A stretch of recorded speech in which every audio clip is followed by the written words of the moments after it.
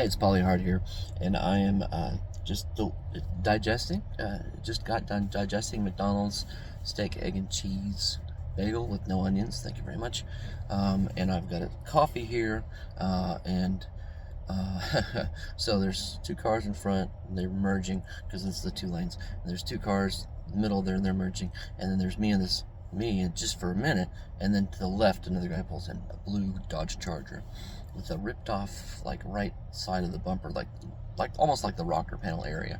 Um, anyway, so these people merged and these people merged, and then he tried to zip in front as I was just kind of creeping around. Um, that's loud. So I said to myself, well, I'm just going to buy us breakfast this morning because Luke 6:38, given it shall be given unto you, pressed down, shaken together, running over, and one given in your bosom. Yeshua says, hey, if you live by the sword, you're going to die by the sword. So whatever manner that you give, you're going to give back to. Love your enemies, bless those that curse you, pray for those who despitefully use you. And when someone does something bad to you, you heap burning coals of fire upon their head. And so we all know these Bible verses, or maybe you don't. These are Bible verses for you. And we understand the laws of sowing and reaping. That when something bad has been done to me, I should give. See, that's exactly right, sunshine. So I'm trying to have a little bit over here. So when something bad is done to me, I should have the wherewithal and the spiritual chutzpah, or the moxie, or the cojones, I guess, to do something good for that person. Would I have bought his breakfast had he said nothing to me? Probably not. I'm a good person, and I do good things, but I probably wouldn't have gone over and above in the goodly, godly section to give to him his breakfast for zero cost. And so I've sowed good things into the universe. I've sowed good things into my own life, into my own field. So here's my field now. Here's my field in the future. I can cast my stored value, my money. I can cast my money into my field now and reap in the future. But there's a parallel field. There's a parallel field to the physical realm. It's the spiritual fields, right? Here's my spiritual, temporal, physical manifestation today, and here's the spiritual tomorrow. When you choose to take your physical self and cast it into the spirit side, you're going to reap the spiritual realm in the future. Maybe the physical too. For in the same manner that you give, it will be given back. So 30, 60, 100-fold, that's the law. So maybe I'm going to get 100 people buying me at McDonald's. That's actually quite unhealthy. But maybe I'll get the dollar value, or maybe I'll get acts of generosity 100 times towards me, or 30 times towards me. That's 3,000%.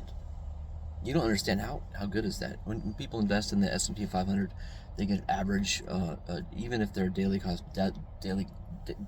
averaging, DCA, and putting in all the time, they're only going to get 10%. Your bank used to give you 2%, now they're giving you 0.25%, maybe. Crypto, on average, is going to either make you broke or give you 300%. But this is 3,000%, man. This is 30-fold. So if I have $1, that means $30. Okay? So 30% of $1 is $1.30, right? Or 1.3 times. That's $1.30, and 300 is, wow, 30. So yeah, anyway, you get the math. I got lost there for a second because I'm really bad at math. I was horribly bad at math. But I understand compound interest, and I understand interest, and I understand returns. When you sow into the field, Psalms 1, blessed is the man who walks not in the counsel of the ungodly, nor stands in the way of sinners, or sits in the seat of scoffers, but his delight is in the law of the Lord, and his law is to meditate day and night. He's like a tree planted by the rivers of water, when it brings forth its fruit in the season. So you plant one apple seed. Johnny Appleseed, he was actually a pretty famous missionary, went around planting apples and sowing the gospel. I've been to his apple orchards in Indiana. They're still there. One seed germinates in the ground, dies. We know that from scripture as well as farming. If you're a gardener, you know this. It dies, populates up, and from that one seed can come a multiplicitude of a 50-year-old apple tree, a 180-year-old apple tree. I don't think they actually live that long, but they are giving every season. They give an apple, 30 apples, 50 apples, 50 bushels of apples, depending on the seed, depending on the tree, depending on where it was. And if you can imagine a tree planted by the rivers of living water, are you kidding? The woman at the well, she says, "What is this living water? Give me this living water." Brings forth its fruit in its season. And sometimes the seasons of heaven are, there's no winter. Sometimes the seasons of heaven is always spring. It's always summer. The kingdom of summer. It's actually a Celtic myth. The kingdom of summer. But it's actually very interesting to give someone something, especially when they're angry at you, especially when they despise you. You know, blah, blah, blah, blah, blah. Well, I'm going to bless you. You're going to get blessed. That is my decision. And so now I have taken away and sown into my spiritual future.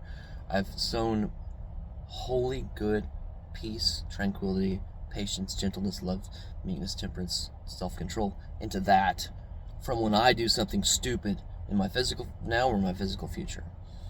So I just save myself being punched in the eye 100 times in the future. Who knows?